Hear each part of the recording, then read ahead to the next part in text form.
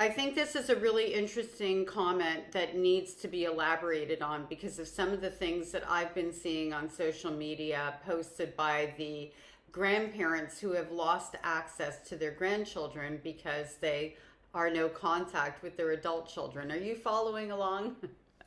Yeah, it almost sounds confusing. Unfortunately, it isn't confusing enough.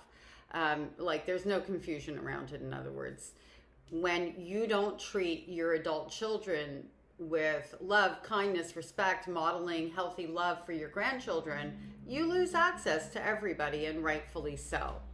I've yet to hear of a child or grandchild that regrets no contact. As an adult who is estranged from my mother and everybody that would come with her for over 30 years, I protected my children, and my children were 6 and 2 and one not born yet when I went no contact.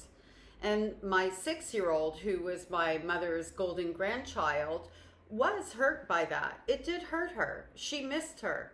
She felt loved by her without knowing that what my mother was doing was not just grooming her, but creating a lot of division. She also learned how to feel guilty because of my mother.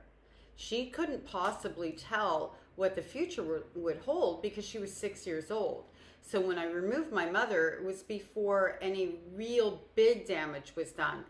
That being said, there was damage done. There were things I had to unravel through that process. My kids are 41, 38, and 33 today. That's how old they are. And none of them are upset or angry with me in any way, shape, or form for taking their grandmother out of their lives.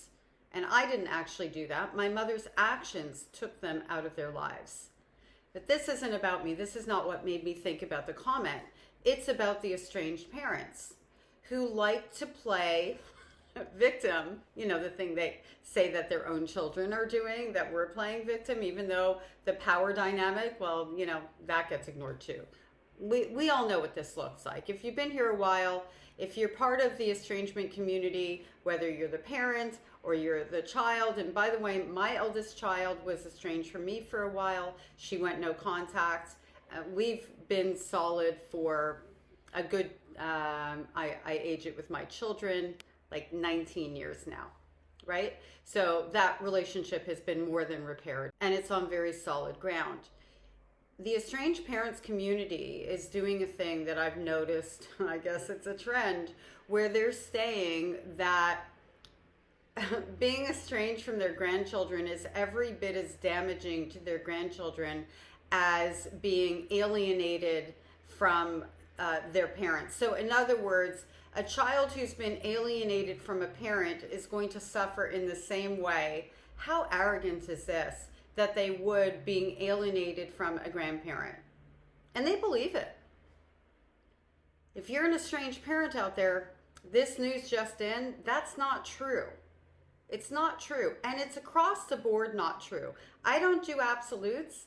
On this one, I'm going mostly absolute. And the reason I say that is because I do know there's situations where a grandparent ends up raising a child and they don't have their parent in their life.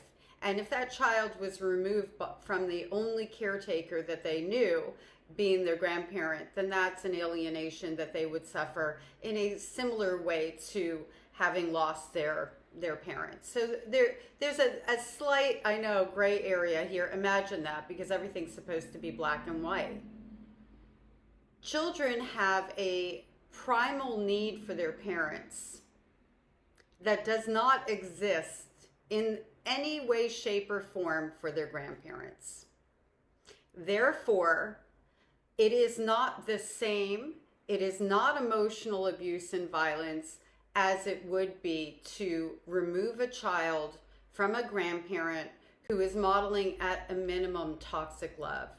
Not to mention taking them out of situations that are also psychologically damaging in other ways, that are sometimes physically damaging, and all that goes along with it.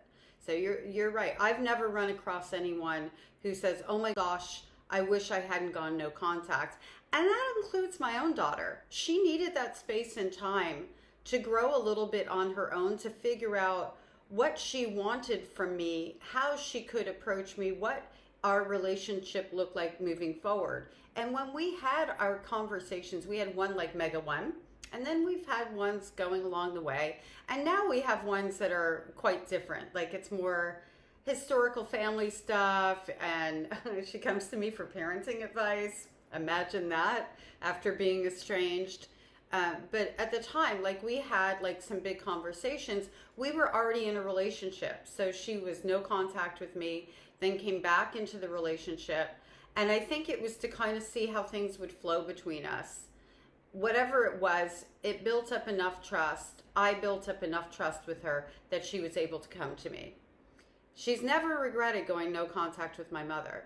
Oh, I forgot to mention, she had a relationship with my mother in her adult life and also chose no contact. And she recognized why I ended that relationship.